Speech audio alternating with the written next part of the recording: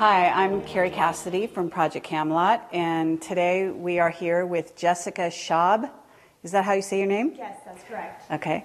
And Jessica is a crystal child, is what she calls herself. Mm-hmm. And we're really excited to be able to talk to her today.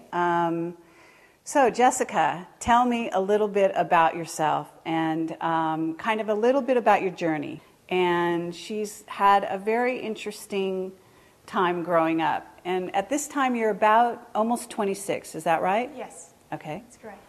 Okay, so why don't you tell me, like the early childhood kind of thing with the relationship with your father and how you sort of tapped into all of this? All right. I was very, very shy growing up. I actually didn't fit in, surprisingly. I didn't really have friends, but my age, I actually did have a lot of grannies, which I adopted. I had 50, and they taught me how to knit and crochet and things like that. I retreated a lot into cartoons, and it really came about when I was 16. That was the big trigger, if you will. Before that, though, I do remember saying things in school like angels are aliens and aliens are angels, but So you would say this in school? Yes. And what would be the reaction to the children around you? Oh, laughter, ridicule, yeah. Mm-hmm. Okay. And why would you say that? You know what? I really didn't know.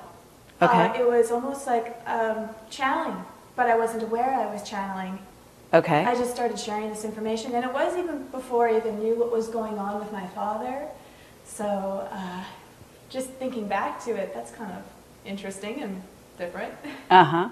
Okay, so what happened then? I mean, obviously this is what you did on the early days. How did you progress at that point? Because I know there's a part in which you actually kind of tried to reject that world. Can you talk about that a little bit?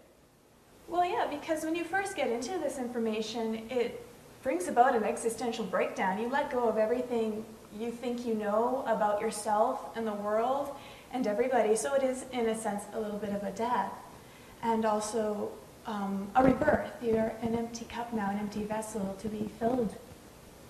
Be a little more specific in terms of your experience, because I know that you had a tragedy in your life, but prior to that, because that happened kind of like in your late teens, yes, you had sort of a dilemma. So can you describe what your father was like and why and how that dilemma kind of came around in your life? He was very distant. He was connected to a world that I wasn't familiar with at the time. And he spoke about things that I really didn't understand also. But he was, very, very passionate and loving as well. But, sorry, I'm getting a little nervous. Well, I can say beforehand, I was always a little bit suspicious in school. I felt like I didn't like being taught what to think rather than how to think. That was always in the back of my mind. And also just, I kind of felt like I was coming off the assembly line. And I remember trying to ask about things that I would notice that there was just stuff we weren't being taught about in school. For example, in grade 8, they were saying the only kind of matter is gas, solid, and liquid. And I raised my hand and I said, well, what about plasma? And do you know what she said? Go to detention. Go to detention, really? Yeah. So, very interesting. Yeah. And you grew up in what area? Well, I was born in Winterpeg, but I left when I was 7. Mm-hmm. And the Vancouver area, the suburbs. Okay. Mm-hmm. So you were told to go to detention because you talked about plasma. Yes. And that's, actually, so they actually didn't have any clue about that. And we're talking what year approximately? Do you remember? I was in grade 8, yes. Okay. First year of high school. Okay. And I just started to realize, wait a second here, there's a lot they're not saying, and why can't we talk about it? Why do we get in trouble if we bring this stuff up? Okay. Right? So what happened after that? I kind of disregarded it. I didn't really pay too much attention to it. It was just always in the back of the brain. And it's almost like a detective. You're collecting all these bits and pieces as you go on the way. And still very blind. So we have a trigger. And my trigger was when I was 16. It was tragedy. My sister ended up passing away. And her friend was drinking and driving. And it was just my sister that went, so it was just her time. And okay, and how did that affect you? I mean, obviously, it's distressing, and we don't have to dwell on it here, but at the same time, I think that it has something to do with your willingness to perhaps let in these other worlds. Would you say that? Yes, because I realized that I was very depressed at that time, and I was also very Christian thinking, in the sense that I felt that everybody who parties and does drugs and things like that is bad, and I don't want to converse with them. I'm not saying all Christians think like that, but that was just the way my headspace was and my interpretation of that. So when she passed away and I was listening to her friends speak about her at the funeral, they were talking about this wonderful girl that I never got to know because I shut her out because I was very judgmental. So right then and there, I just vowed to myself that I was never going to judge people by what they did. That wasn't who they really were. It's just experiences that we come here for. It was a very devastating time when my sister passed away, in that it destroyed the family. My mother ended up getting worse, very bad migraines. I mean, she had migraines before, but they seemed to be more frequent and lasted longer and more severe. And my father ended up getting a stroke. And family broke apart. My brother went to university. My other brother went to a foster home. We became homeless. So it was a lot all at once. And I think I just became very traumatized. It almost didn't seem real. Okay. Mm-hmm. You told me that your father had a big influence on Yes. your sort of letting ETs communicate with you. Can Yes. you talk to me about that story? Yes, right after my sister passed away, my dad said, she's come back, and she started to speak to him. And she said that it's a very exciting time to be alive. The universe is like a big garden. There's lots of tending to. I've come back to let you know that certain members of the family have been called for a very specific mission. And she was like the introduction towards a whole bunch of other beings coming through. So after my sister started coming through, the catalyst, then came angels, nature spirits, ascended masters, extraterrestrials. It just got really, really out there. Okay, when you say this happened, did this happen to you or did this happen to your father? This happened to my father. Okay. It all happened to my father first. So he was very open talking to you about this. Well, he was really shocked and taken aback. It was exciting, and he just had to share with the family because he didn't really, I don't know if he knew what to make of it at that time, but he knew that he needed to share this because it was a big thing to my sister. The interesting thing about that, how that she came back, was mediums can only speak to people who've passed away if they haven't crossed over. Mm-hmm. She had crossed over, and then she came right back. Okay, when you say she came right back, what do you mean by that? Do you mean she was reincarnated in another body and coming to you from there, or do you mean that she was in another dimension? She was in another dimension. Okay. Yes, the fifth, and my dad described her as very, very bright white light being appeared to him, like an angel. And he said it was very much her personality, because she's like, "Look, Dad, don't I look pretty?" Like a girl would say. So yeah, it was, something you got to share. Something really amazing happened. Okay, and what was your reaction when your father talked about this? I was very hurt, very upset, because she's passed away. It's like dumping salt on this wound. It's not very funny at all, Dad. Particularly because he had a stroke, and when he had the stroke, he didn't know who we were. He couldn't work. I felt like I lost my father, and so now to talk about something like this, you're crazy. You don't know what you're talking about. So he had these experiences after he had the stroke, is what you're saying? Yes, okay. So I thought. He must have recovered fairly well, though, to be able to communicate. I mean, he didn't have like speech impairment or anything like that from the stroke? He did, a bit, yeah. Okay. Mm-hmm.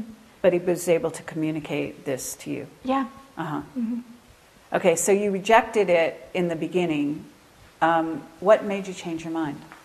A lot of things. It was not something that I was going to quickly be open to because I really, really wanted to be normal. And it was never going to happen. Okay. I just had to. It took me a while to get to that, but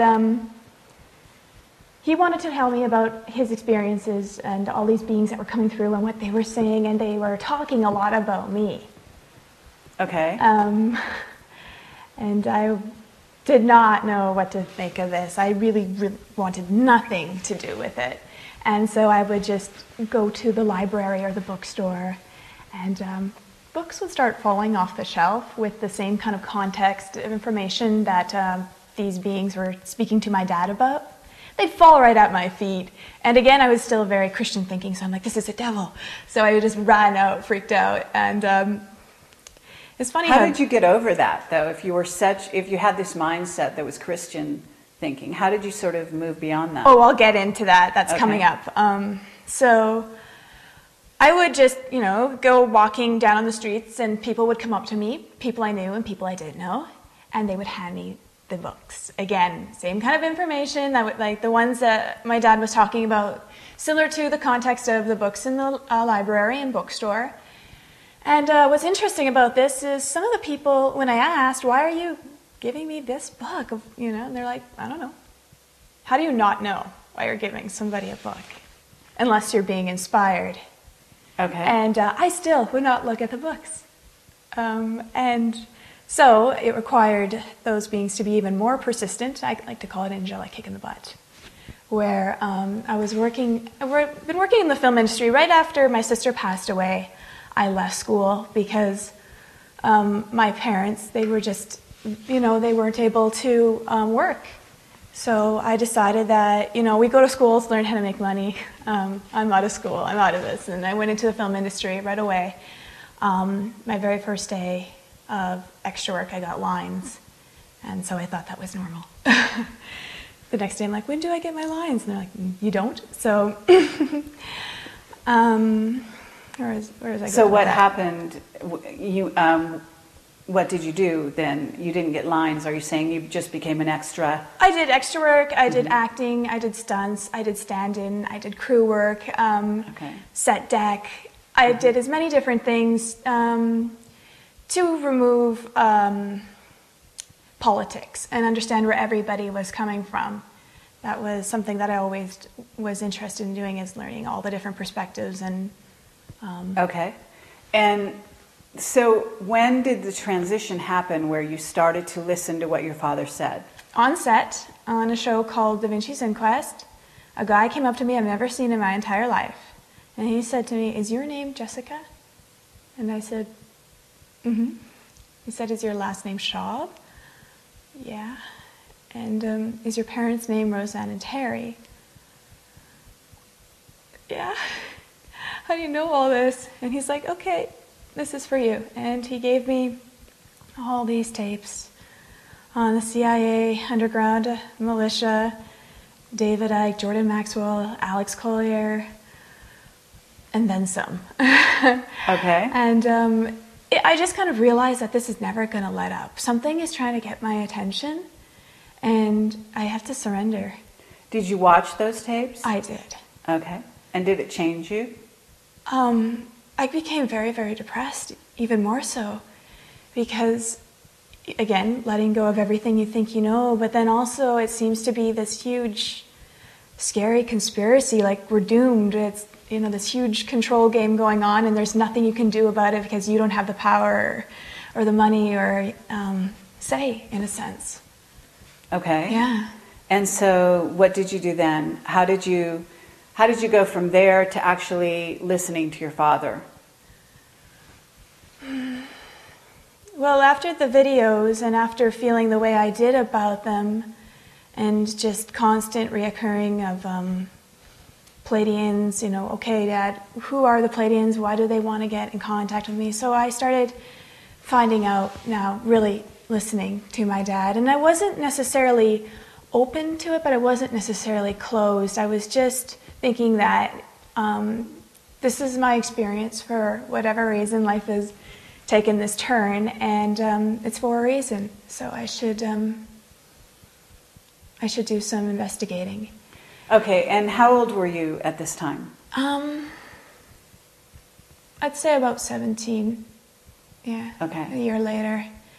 And my dad actually started to talk about his experiences, that he actually was aware of this stuff before his stroke. It was just a bigger upgrade for him. But I found out that when he was 8, he was taken up on a UFO, and the whole family on the farm saw this as well. And they put a chip in his brain, and this chip, he didn't believe that it was actually there. He thought it was a dream or something until not too long ago, before his stroke, I believe, that you mentioned. He was in the hospital, and there was a woman there that, well, she seemed to be a nurse, but she wasn't, because she went up to my dad right away and she said, "You have to leave." She brought him his clothes. She said, "If they're planning on scanning your brain, if they scan your brain, they'll find the chip." And my dad's like, "Wait a second, that's real?" And she said, "This cannot happen. So come on, it's time to go." But my dad actually didn't get out on time. So right when they were about to scan his brain, the whole hospital had a blackout. And when the power went back on, the CAT scan machine didn't work. And then when it did work, it worked on everybody but him. And that gave him enough time to make his escape from the hospital.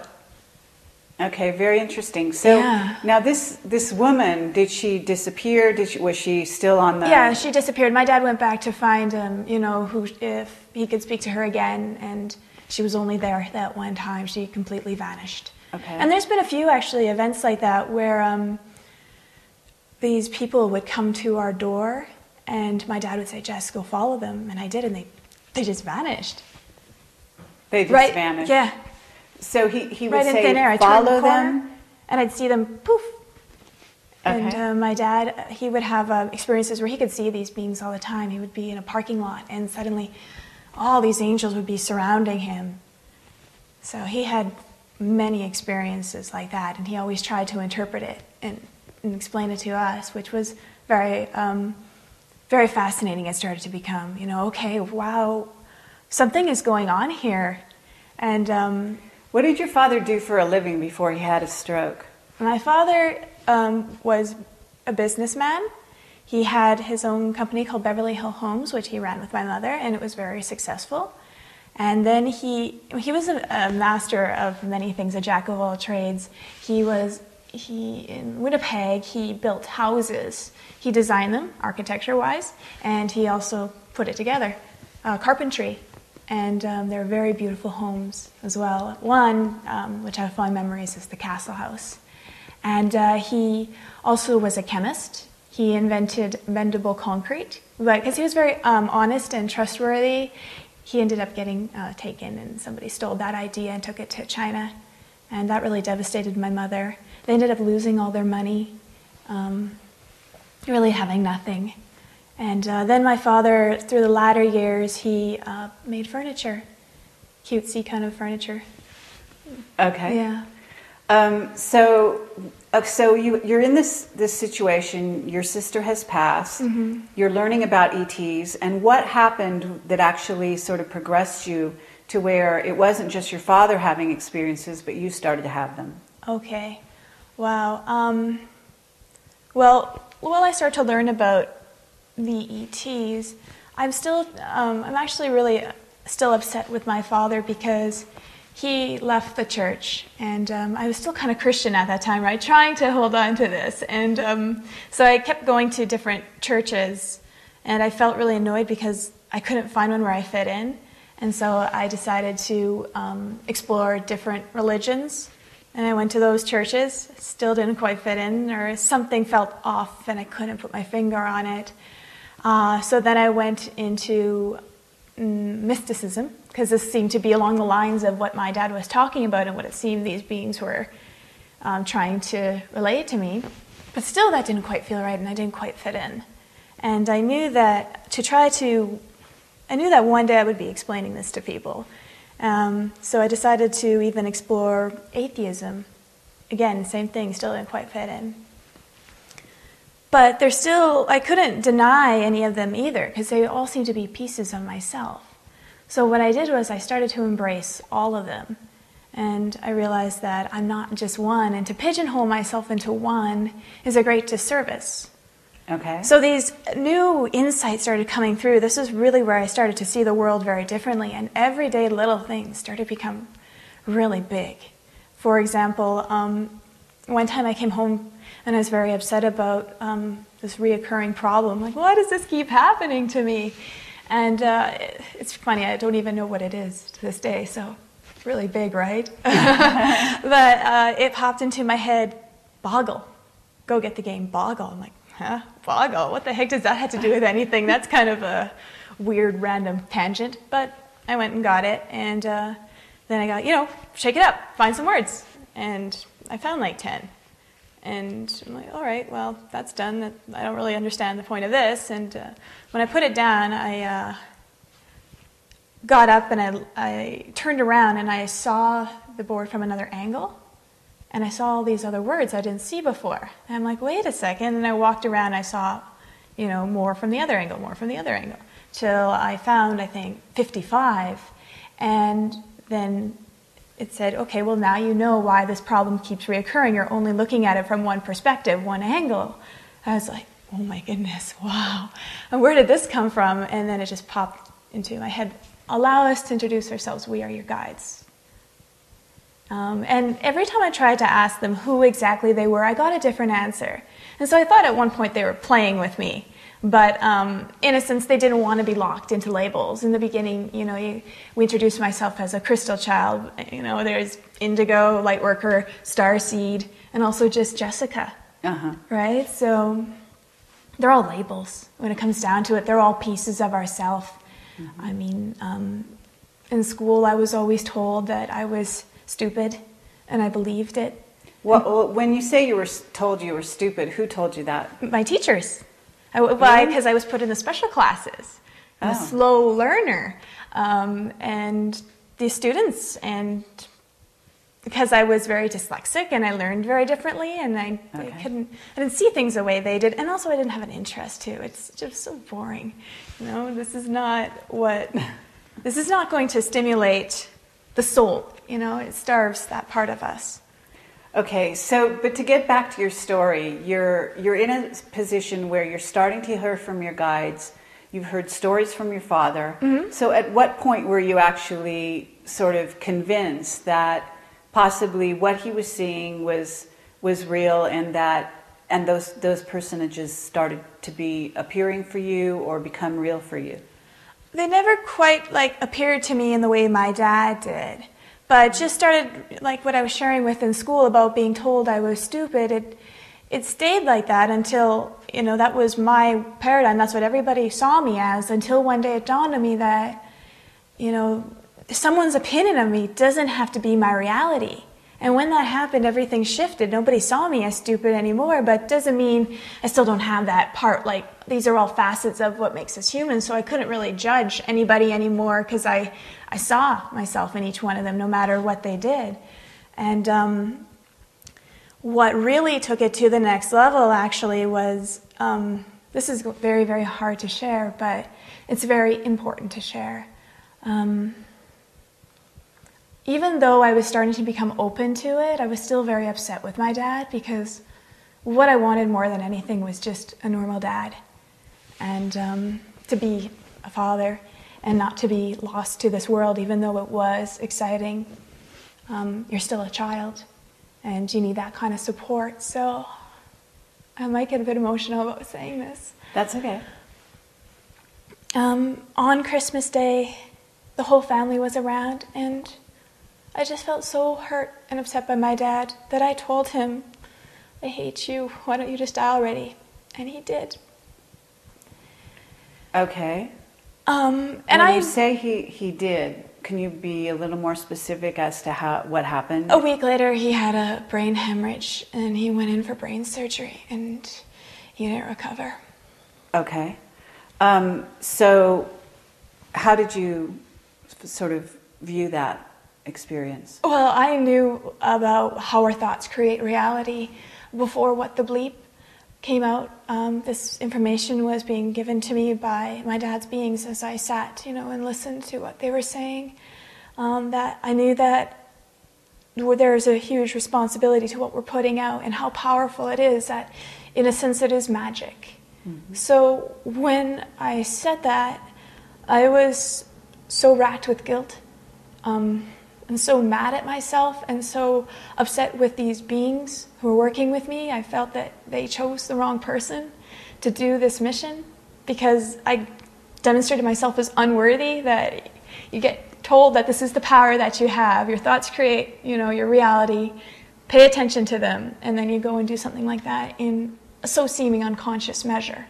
Okay, but did you also allow for the freedom of the other person, their sort of as a sovereign entity? In other words, that person being your father, having a choice on whether to die or not? I didn't see that until later on. See, what happened was I didn't want anything to do with the beings after that.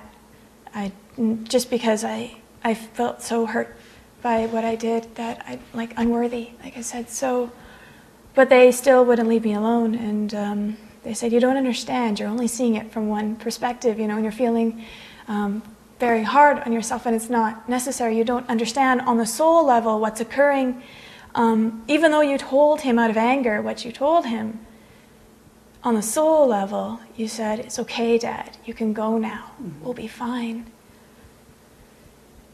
And that I had a contract with him that I would help him go when the time came, and that he did want to leave, but he didn't want to go unless he knew that we would be okay.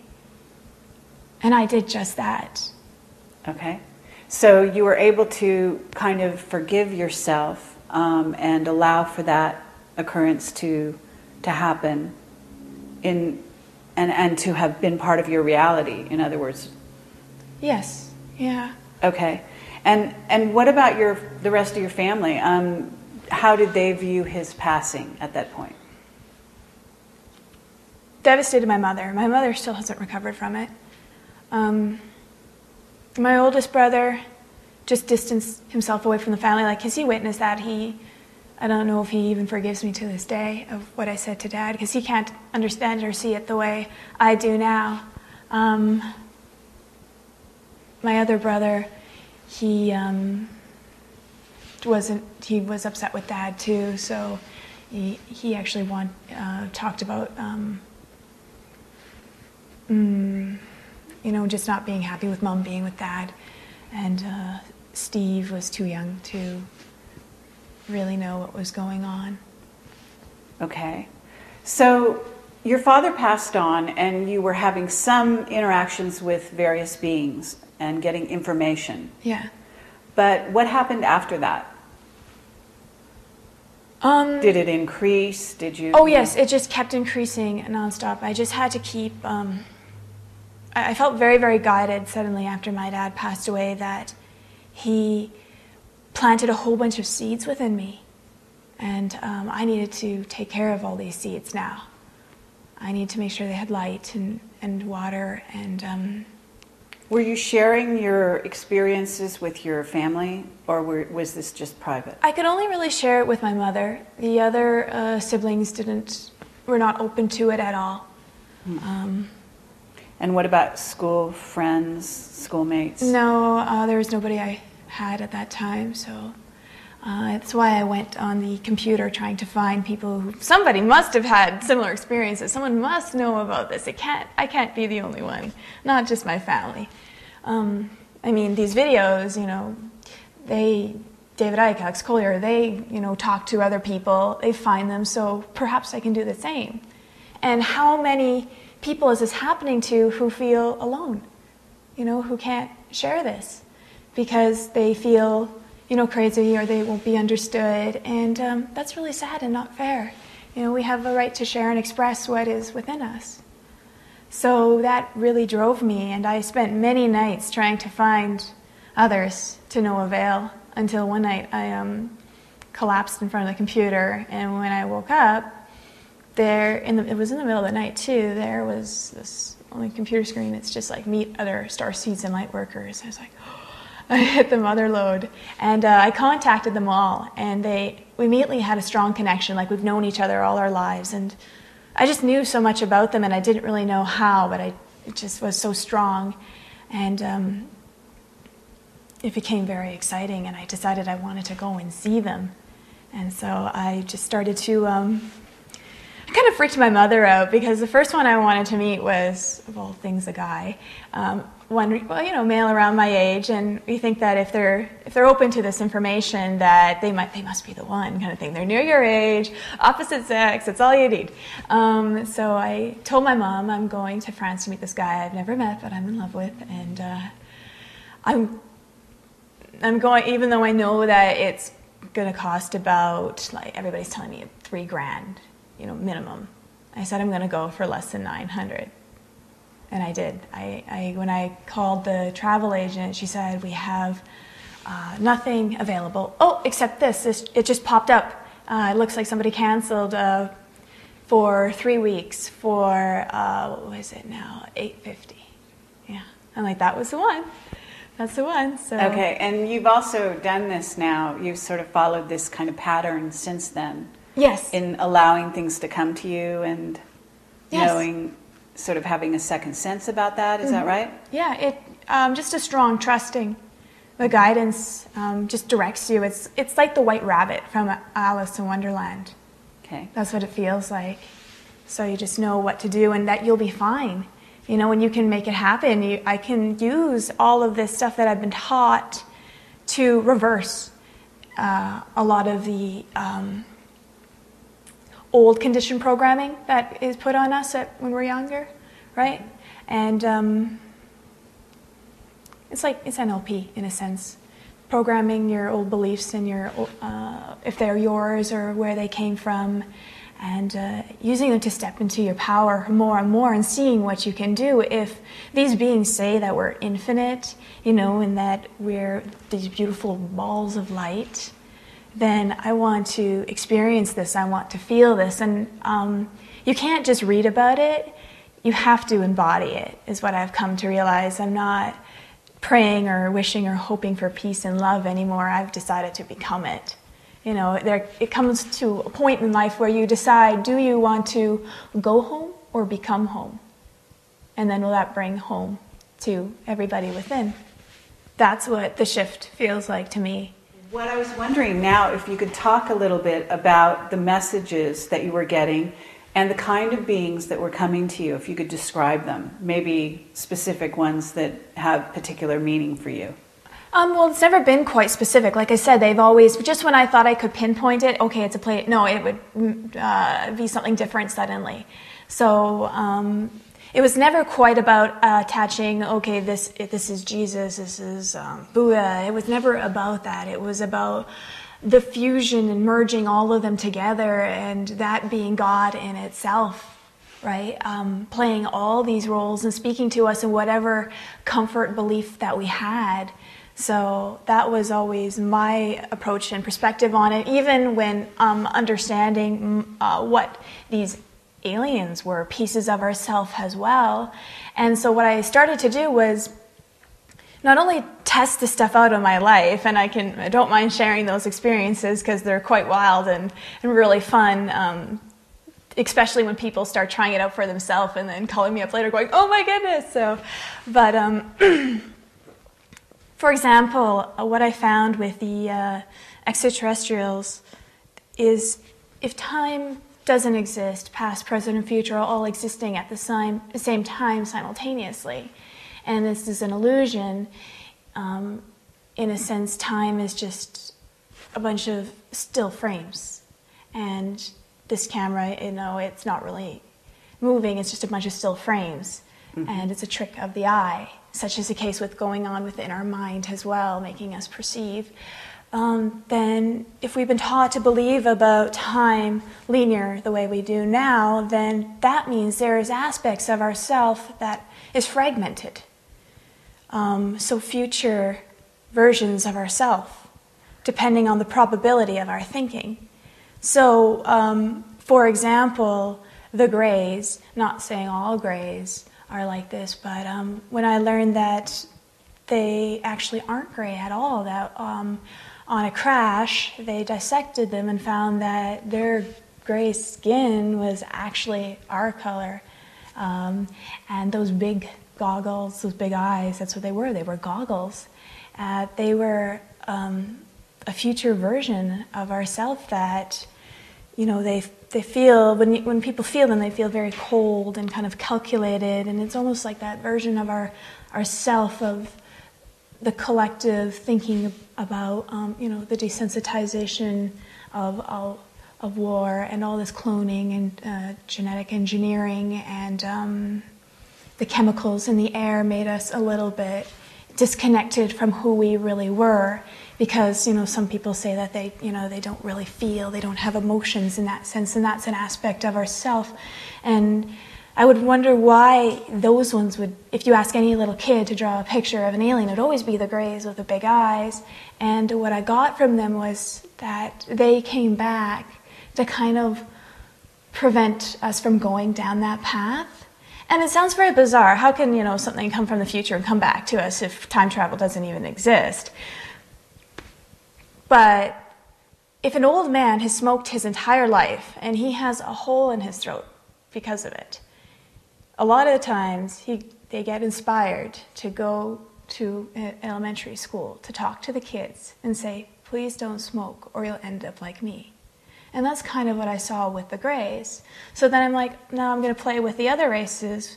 What about the reptiles? Why are people seeing reptiles? And for me, everything at first exists within. What happens inside of us gets mirror reflected outside. There is a war going inside of our mind, hence a war going on outside. Even our body mirrors this, in that what is cancer really but one cell not recognizing another cell is on the same team, and so they fight. Well, that's exactly what, you know, the Americans and the Iraqis, and it's been played out over and over, and that's why the Buddhists were always saying, you know, peace of mind, meditation, clarity, because, oh my goodness, I'm going to not go on tangents. I got to watch out for that. Okay, I'm getting well, don't worry. excited, It has a through line, but what I want to know is, when you're talking in this way, are you talking about information that has come to you? Yes. Or the information you've read on the internet? No. Are you putting these two together? No, I couldn't really read or study this information that much. More of it just honestly came to me. If I did try to read, I would get other stuff coming to me. It was almost like whoever inspired the person in writing the literature, they were speaking through me. You know, in acting, there's the subtext, reading in between the lines, a whole other message behind it. Mm-hmm. And that's kind of what I was always picking up, that I could never read or watch movies the same way as everybody else. I never got what everybody else got. I always got something completely different.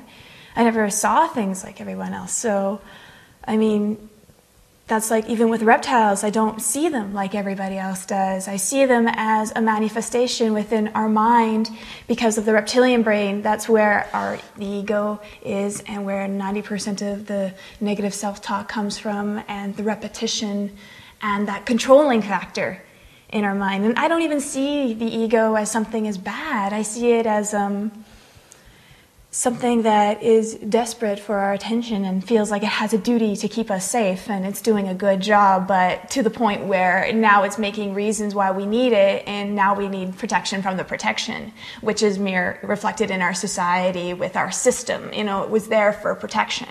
Okay. Now we need protection from that. Even the Pleiadians, they're another mere reflection of ourself in the future, of if we step into our potential, our infinite potential, then we'll have that reality probability manifested for us. So there's all these laid out for us, and it's really up to each one of us by the inner work that we do.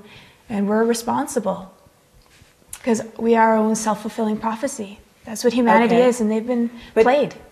Okay, and what is your view if, in other words, when the entities, I guess I want to say, when the entities come to you and they give you information, do you just accept it?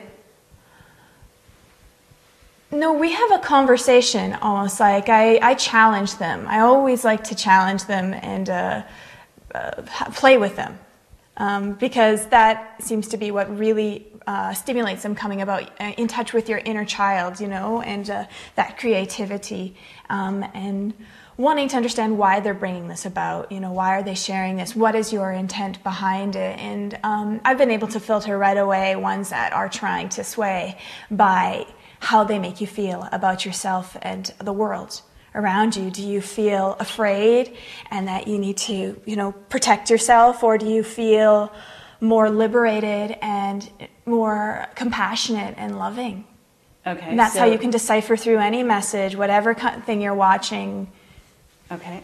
And are you finding that certain beings return to you more than once? Would you recognize them, or are you talking about a general, sort of heading, called spirit or guides or whatever? I prefer to use that, even though, they are just facets of myself, you, everybody. Right, but given that they are, if you want to look at it that way, in terms of, we can always look at the world in that terminology, but they still have individuality to some degree. But I've never really focused on that. That never really interested me so much because to me that seemed to be a bit of a distraction. I mean, if we're thinking about, we argue a lot about Jesus, whether he's real or not, and it really doesn't matter. It was the message, that's the bigger picture. So that's always what I paid attention to. And I'm like, well, even Luke Skywalker, he's not real, but boy, does he inspire and reach a lot of people. So that was always the way I would get past all this things that, just to get right to the focal point for me. Okay. So what did they tell you your mission was? Do you know? It's when it doesn't really exist, when you can't, go out and find a place that says, this is just for Jessica, then it's a little bit challenging. So it was something that they said that I can create. I can create with the pieces of what I'm acquiring, how I see my perspective, to share that with the world. And that is, but don't just talk about it, like be it, and inspire people to find their own truth, not to say, you need to believe what I believe because I'm right and everybody else is wrong, but to honor where each one is coming from and to trust themselves that they have those answers within, that we don't need to necessarily look and depend on other people for the answers, because that's kind of what got us into this mess in the first place, right? We're giving our power away to people or beings that don't necessarily have our best intention in mind. But even that, we should ask, why don't they? Where does that come from? What part of ourself that is so self-destructive that allows us to do this to ourselves? Okay, well, if you were going to talk about the future, and, a lot of people are talking about 2012, as you know, and what may be going on in the future. Have you been given any visions or dreams of the future or any information about it from the beings that are contacting you? Definitely, a lot. I always like to dispense this end of the world kind of a thing, but I can understand why people see or perceiving it as the end of the world, because it's the end of an old way of living, being, and thinking that has been around for quite some time. So to a lot of people who don't have imagination, who can't see beyond that, then to them it's the end. But in actuality, it is something far beyond that we've ever dreamed. And in a sense, the best way to understand it is, truth is stranger than fiction. And we are going to experience that firsthand with these paranormal events, which aren't even paranormal at all. It's just a bleed through of who we actually are coming out in all kinds of different ways, is going to be more and more frequent. And people are going to start just recognizing each other. And a war cannot continue because if I harm you, right away I'm going to feel that pain. So say I punched you in the shoulder, I'm going to feel it right away in my shoulder. And it's going to freak people out at first because we've never really been, nobody's really taught this to us in school, it's kind of hush-hush, it's taboo in the world, but it's starting to come back. Humanity, in their state of amnesia for such a long time, and now just awakening to what we've always known. And it's very quantum, it's very multi-dimensional, it's memories not just of past lives, but future lives, multi-dimensional lives, interdimensional lives, lives in between lives. We'll be able to grasp that and understand that. Right now what's happening is it's stepping stones that's leading us there, and you can't get attached or box yourself into one belief. There are no limits, just beliefs. So you always got to expand on that. Okay, so when you say past lives, future lives, etc., have you been given vision of your own past lives, future lives? Or are you saying that this is something that you think is going to be revealed to you eventually? I don't have very many past lives per se, because I've not been human on this planet. Mainly I've been a guide working on the etheric, so I am here to help people understand their guides and the mechanics of how they work, and all the ways they're trying to get through to us and relay their message.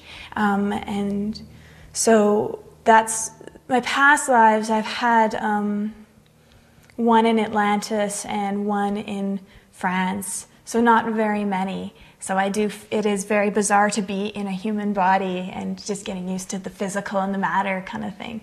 But it's a huge honor to be in the physical form on Earth at this time.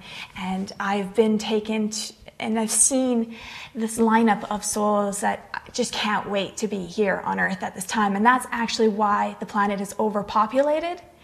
It's because of the excitement from all the souls. This planet is like a Harvard University for creators in training.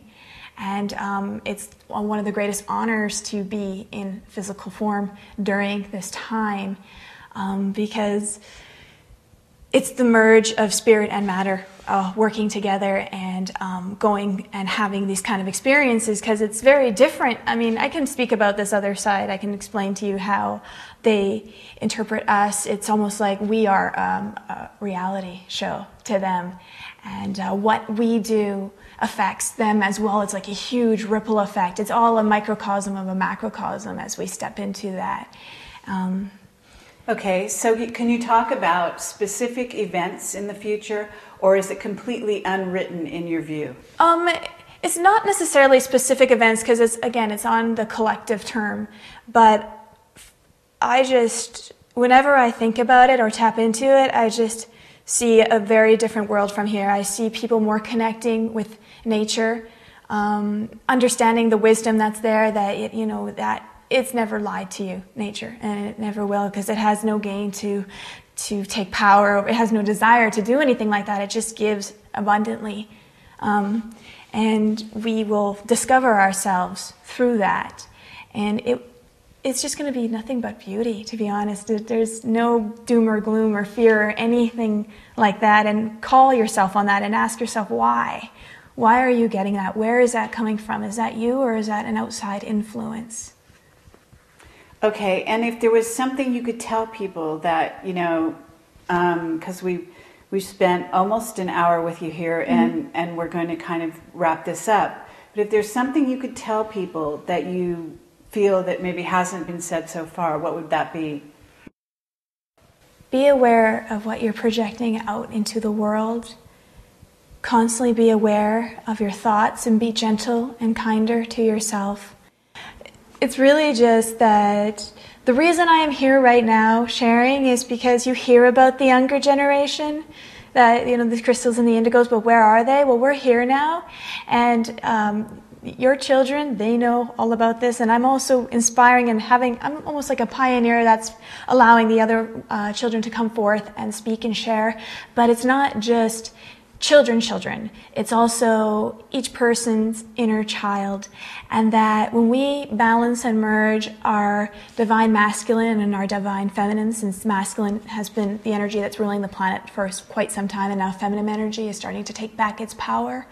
But no one has been, put down more than the inner child, and it's time for them to step to the plate. It even mentions this in a Bible: only one that possesses the heart of a child may enter the kingdom, and a child will lead the way. And what I gather from this is a child is like our sunshine. That's what we call our children. You are my sunshine. And when we merge that masculine and feminine within us, there is peace. Then the union happens, the inner child is birthed, and that brings such a bright light within us that when I see the stars, it's a mirror of, we are light in dark places as well.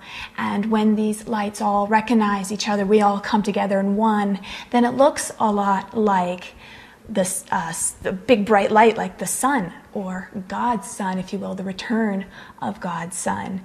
And the other thing I really wanted to share with is our perspective on the Illuminati or any kind of forces that are causing a lot of discord, that to understand that humanity is conditioned to believe they're a worthless piece of coal under extreme heat and pressure. And the heat and pressure can be perceived as the Illuminati or anything that causes discord.